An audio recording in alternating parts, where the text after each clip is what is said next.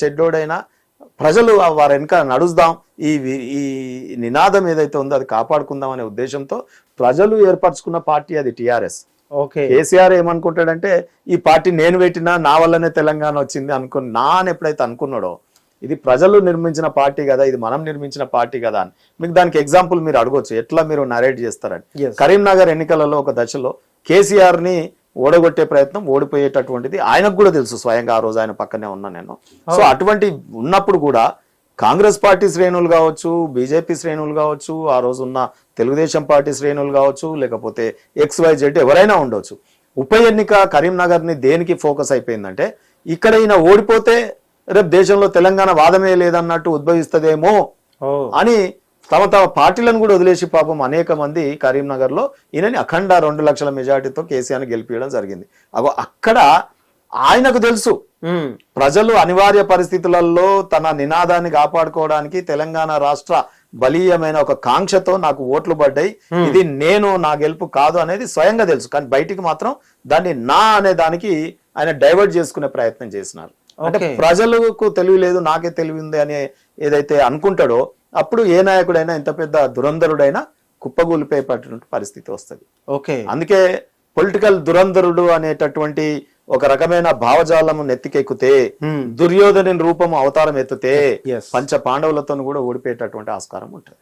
Exactly. ఎంతమంది అయినా ఉండొచ్చు, మంచి చేసేటటువంటి కర్ణుడు ఉండొచ్చు, మంచి చేసే భీష్ముడు ఉండొచ్చు, తన వైపు ధృతరాష్ట్రుడు లాంటి మహారాజు కూడా ఉండొచ్చు. కానీ లాస్ట్ కు అంతిమంగా ఇటువంటి కుప్పగూలిపోయే రోజులు వస్తాయి. అందుకే అది కేసీఆర్ గారిలో ఏ లక్షణాలు అయితే ఎవరు చూడలే. మీకు ఇదే కాదు, మహాభారతం కాదు, నేను రామాయణం ఎపిసోడ్ చెప్తాను. దళితుడినే సీఎం చేస్తా అని చెప్పినాడు. ఆనాటి దశరథుడు ఏం చెప్పినాడు? భరతుణ్ణి రాజుని చేస్తానని కైకేయికి మాట ఇచ్చినాడు. తర్వాత పుత్రోత్సాహంలో రాముడిని చూసిన తర్వాత నేను రాముడిని ఎట్లా చేయాలనే ప్రయత్నం చేసినారు. ఆ తర్వాత భరతుడిని చేయలేకపోయినందుకు తను చాలా మదన పడ్డాడు. ఇక్కడ ఏంటంటే ఈ దశరథుడు ఎవరైతే కేసీఆర్ అనుకుంటే గనక, తారక రాముడు అని ఆయన కొడుకుని అనుకుంటే గనక ఆ పుత్రోత్సాహంలో దళితుడిని ముఖ్యమంత్రి చేయాలనే విషయాన్ని మర్చిపోయాడు. మరి ఈ తారక రాముడు ఆ రోజు రాముడేమో గొప్పవాడు, తండ్రి యొక్క ఆశయాన్ని నెరవేర్చడానికి అడవులలోకి పోయినాడు, తమ్మున్నే చేశాడు చేయనికి. మరి ఈ తారక రాముడు పేరు పెట్టుకున్నాడు కానీ నేనే సీఎం కావాలి, నేనే వర్కింగ్ ప్రెసిడెంట్ కావాలి, నేనే పార్టీ ప్రెసిడెంట్ కావాలి, ఆయన ఆస్తులు నాకే, ఆయన సంపద నాకే, ఆయన పదవులు నాకే, ఆయన పార్టీ నాకే అనేమో ఈ తారక రాముడు ఉన్నాడు. ఈయన కనుక మా నాయన ఇచ్చిన మాట, డాడీ నువ్వు దళితుని చేస్తాను, మరి నువ్వు చేస్తే బాగుంటది కదా, నాకు తర్వాత చూద్దాము, డమ్మియో బొమ్మియో ఏ పన్నీర్ సెల్వం లాంటి వాళ్ళనో వాళ్ళు కాంగ్రెస్ వాళ్ళు పెట్టుకున్నట్టు మన్మోహన్ సింగ్ నో పెట్టుకున్నా సరిపోయేది, ఒక టర్మ్ అన్న పెట్టినా సరిపోయేది. ఆయన ప్రామిస్ నెరవేర్చకుండా పోయినందుకు ఈ రోజు చూడండి తెలంగాణ ప్రజలు ఎంత ఈ రకంగా తీర్పునిచ్చి ఆయన ఫామ్ హౌస్ కు పరిమితం చేసిన, బయటికి వెళ్ళలేని పరిస్థితి. ప్రతిపక్ష పదవి పెట్టుకుంటున్నాడు, ఎమ్మెల్యే జీతం తీసుకుంటున్నాడు, కార్లు తీసుకుంటున్నాడు, అన్ని సౌకర్యాలు తీసుకుంటున్నాడు. ప్రజలేమో కష్టపడి సబ్బులు ఉప్పులు కొని ట్యాక్సులతోని ఆయన జీతాలు కడుతున్నారు ఆయనకి. కానీ వారికి వరదలు వచ్చినా పోతలేడు, ప్రజలు ఇబ్బందులు పడుతున్నా పోతలేరు. కాంగ్రెస్ పార్టీ రేవంత్ రెడ్డి ఎన్ని అష్ట కష్టాలు పెడుతున్నా ప్రజల్ని ప్రతిపక్ష నాయకుడు హోదా అనుభవిస్తున్నాడు కానీ ప్రజల్లోకి రావట్లేదే, ఫామ్ హౌస్ వదిలి బయటికి రావట్లేదే. సో ఇవన్నీ కూడా అనైతికంగా కేసీఆర్ లో ప్రజలు ఏ ఇమేజ్ని అయితే కోరుకున్నారో దానికి ఎక్కడ కూడా ఆ ప్రజల యొక్క ఆలోచనకు దగ్గరగా కేసీఆర్ వ్యవహార శైలి ప్రభుత్వంలోకి వచ్చిన తర్వాత, పదవులు వచ్చిన తర్వాత, సంపద ఏర్పడ్డ తర్వాత మర్చిపోయినాడు.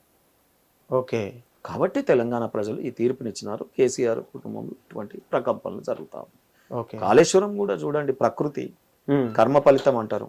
ఎలక్షన్ తీరా ఇంకొక 10-15 రోజులు ఉందనగా క్రాక్స్ వచ్చినాయి. అదే విషయానికి సంబంధించినటువంటి అది కాళేశ్వరం కాదు, కూలేశ్వరం అని చెప్పేసి కూడా ప్రతిపక్ష నాయకులతో పాటు మీ యొక్క బీజేపీ లీడర్లు కూడా కొంత ఘాటైనటువంటి వ్యాఖ్య. కానీ నిజంగా అక్కడికి వెళ్ళి టీఆర్ఎస్ నాయకులు కావచ్చు, కాంగ్రెస్ నాయకులు కావచ్చు, అదే మోటార్ లాంచ్ చేస్తున్నారు, అదే నీళ్ళు ఇస్తున్నారు, అదే కాలువ నుంచి వస్తున్నాయి, అక్కడి నుంచే పంప్ హౌస్ ఏదైతుందో అక్కడ వీళ్ళు ఉధృతం అంటే రాడికల్ పోకుండా కూడా ఉద్యమం చేస్తుంటే అదే నాయకులు అక్కడ ఉన్నటువంటి సంబంధిత ముఖ్యమంత్రులతో సహా మోటార్ లాంచ్ చేస్తున్నటువంటి పరిస్థితి. నిజంగా కాళేశ్వరం అనేది వృధానా, లేదంటే తెలంగాణకి ఏమన్నా అవసరమయ్యేటువంటి ఎత్తిపోతల ప్రాజెక్ట్ నిజంగా పని ఉందంటారా కాళేశ్వరం తోటి తెలంగాణకి? మీ బాధ్యత లేదా? సురేష్ ఎవరు? తెలంగాణ పౌరుడు కాదా? నువ్వెవరు? జర్నలిస్టు కాదా? ఓకే, చెప్పండి, నీకు బాధ్యత లేదా? ఉంది. కాళేశ్వరం కూలిందా, నిలబడ్డదా? ఓకే, నువ్వు చెప్పు చూసి. నీ కెమెరా పట్టుకొని పో. చూసాం మేమంతా. దానికి పైసలు ఖర్చు కాలేదా? ఆ పైసలు కేసీఆర్ తాత సొమ్మ? నో, ఎవరిదండి అది? మనదే. నీది లేదా పైసలు? ఉంది, ఉంది. మరి కష్టపడి నువ్వు ఏదో ఇంత కష్టంతో ఉద్యోగం చేసుకుంటూ జర్నలిస్ట్ గా నువ్వు ఇలా ప్రజాక్షేమం దృష్ట్యా మాలాంటి నాయకులను సైతం ధీటుగా నువ్వు ప్రశ్నించేటటువంటి తత్వం కలిగి నీకు బాధ్యత ఉంది కదా. మరి అంత పెద్ద ప్రాజెక్టు 1,00,000 కోట్ల రూపాయలు వృధా అయితే నీ మనసు చెల్లించట్లేదా? ఇక్కడ కాంగ్రెస్ పార్టీ, బీజేపీ పార్టీ ఎవరైతేందండి, ఏ పార్టీ అయితేంది, తెలంగాణ పౌరుడిగా ఆ రోజు తెలంగాణ కోసం ఎట్లయితే కొట్లాడి తెచ్చుకున్నామో, పోలీసులతో ఈపులు వలగొట్టుకున్నామో, దీనికోసమా 1,00,000 కోట్లు ఒక దగ్గర వృధా చేయడానికి ఆయన అందులోకెళ్ళి మొత్తం కాంట్రాక్టర్లు, వేరే ప్రాంతం కాంట్రాక్టర్లు కానీ లేకపోతే ఈయన కేసీఆర్ కుటుంబం కానీ బంగారు భవంతులు చేసుకోవడానిక మేము కష్టపడ్డది? పోలీస్ దెబ్బలు తిన్నది, ఉద్యమకారులందరూ జైలులోకి పోయింది. ఇవాళ ఉద్యమ ద్రోవులందరినీ పక్కకు పెట్టుకొని మంత్రి పదవులు భోగం అంతా వాళ్ళు అనుభవించడం. అరే నీ కుండల్లో నువ్వు అన్నావు అటుకులు పెట్టుకొని తిరిగినావని, అంటే నీ దగ్గర అటుకులు ఉన్నప్పుడేమో ఉద్యమకారులకు పెట్టినావు. ఇవాళ నీకు సంపద బిర్యానీ కలగంగానే, నీ కుండల బువ్వ కలగంగానే తెలంగాణ ద్రోవులను తెచ్చుకొని పక్కకు పెట్టుకొని ఇటువంటి కాంట్రాక్టులు చేసి 1,00,000 కోట్లు సంపాదించి ఇవాళ ఇంకా నాటకాలు ఆడుతున్నారు తెలంగాణలో ఈ కుటుంబం. ఓకే, ఆ కుటుంబం వ్యతిరేకమైన నిర్ణయం ప్రజలు తీసుకున్నారు. ఓకే, సంక్షేమం కోసం కాదు. కిరణ్ కుమార్ రెడ్డి గారు చెప్పినప్పుడు ఏమన్నారండి? ఏమన్నారు ప్రజలు? మాకు తెలంగాణ కావాలి, కందిళ్ళు పెట్టుకొని అయినా బతుకుతాం, కరెంటు లేకపోయినా పర్వాలేదు, నాకు నా తెలంగాణ కావాలన్నారు. అట్లా పోరాడి తెచ్చుకున్నారు తెలంగాణని. అటువంటి తెలంగాణలో ఇవాళ నీ కుటుంబం కోసం బంగారు బోనం ఎత్తివి, బంగారు తెలంగాణ అంటివి, బంగారు బిల్డింగ్ లాంటివి, నీ భవంతు లాంటివి, ఫామ్ హౌస్ లాంటివి ఇవన్నీ ఎక్కడండి? ఆయన లేకపోయా?